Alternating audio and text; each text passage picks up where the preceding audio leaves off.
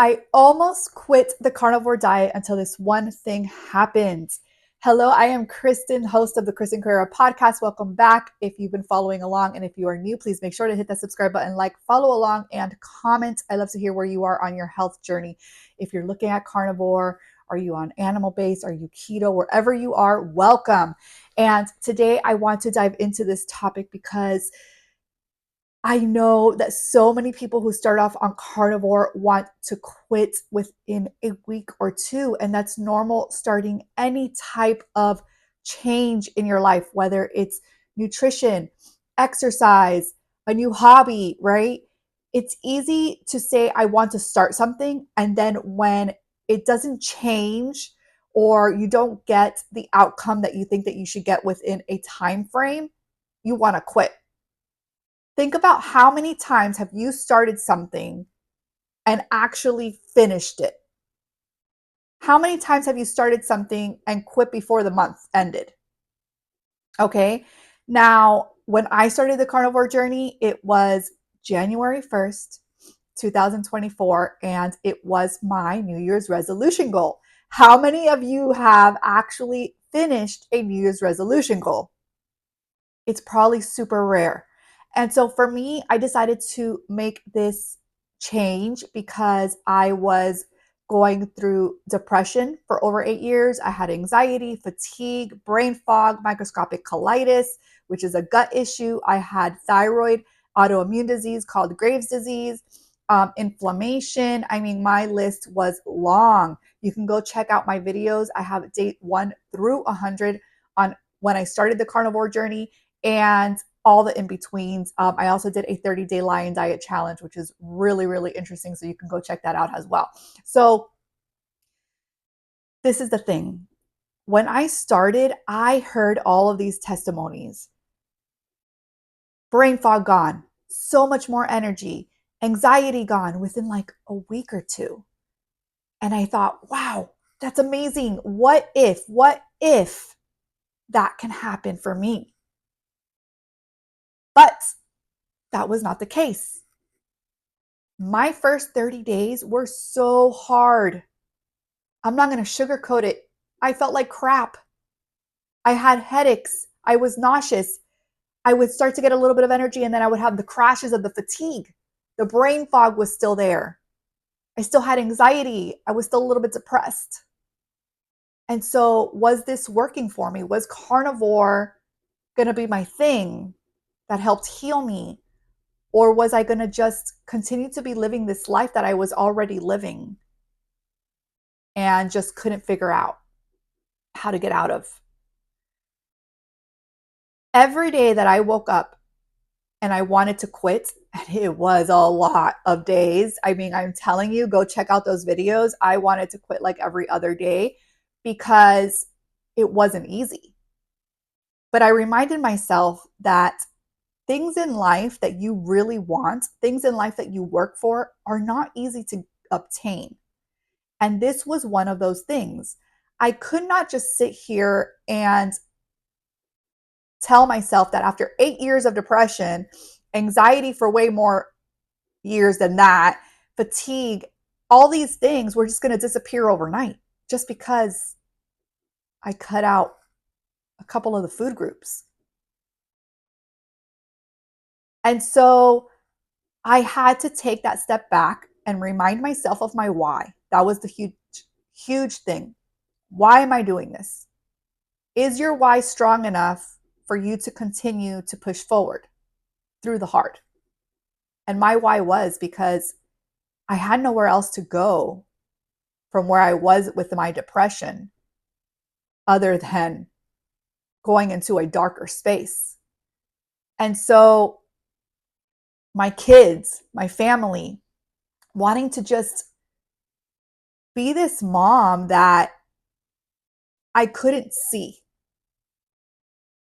And pushing through that hard is what I needed to do. So I kept going because I would see little snippets of light. I would have a little bit of energy. Oh, I felt that. Oh, I didn't have that much brain fog today. I felt that. my hands, the inflammation is not hurting as much. I felt that. On the way to one of my kids' events where I didn't have anxiety, I felt that. The biggest moment that this happened moments of why I didn't give up carnivore was the day that I was sitting here writing in my journal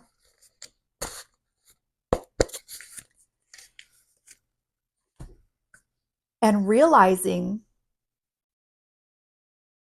that I didn't feel depressed yesterday for the whole day. I didn't cry out of nowhere. I didn't feel sad. I didn't feel that heaviness. And that was the moment that I knew that I had to keep going. Why I did not quit on carnivore. Why I did not quit on myself. Because it's not really about carnivore per se. It's part of the journey. It was part of my healing. But I didn't quit on myself. Knowing that I was seeing that light at the end of the tunnel, right? So to speak. The window was opening, the door was opening. And so I live today not feeling depressed. I don't cry every day out of nowhere. I don't feel that heaviness like I once did. And so when people want to put down carnivore, when people don't want to open their eyes to understanding why people go carnivore, when people want to spew things like you're in a cult or this is a fad, they don't understand carnivore. I did not understand carnivore before I started it. I turned it down for probably about 2 years of my husband telling me that maybe I should try it after seeing Dr. Sean Baker on the Joe Rogan podcast, all the things. But it got to the point of me having to not be, I don't think I was at my lowest, but I was getting there. I was pretty deep into that black hole I talk about that I felt I could not get out of. And if you've seen my other videos, you know, yes, I went to my doctors. I've told them how I felt. I had them run blood work, and I was pretty much just brushed off, told that I was fine. I was too young to have all these things. So sometimes we need to stop and listen to our own bodies. We need to make the change. I think that carnivore, at the very least, is a great elimination diet. I always say there's no one size fits all. Everybody's different. What works for me may not work for you. But if you do not try carnivore and you are trying to heal and you've tried all the other things, right? I did all the other things. I had more veggies. I ate my fruit. I had my fiber. I had what was called a balanced diet. I did portion control. I did a gut protocol, which eliminated more meat and added more veggies. And none of that worked until I found carnivore, until I said yes to carnivore, and until I pushed through the hard during carnivore. So I want to say to you that health journey, wherever you are, whatever you're doing, is not a race. It's not a magic pill. It's not going to happen overnight. Depending on where you are on your health, your body, your metabolism, right?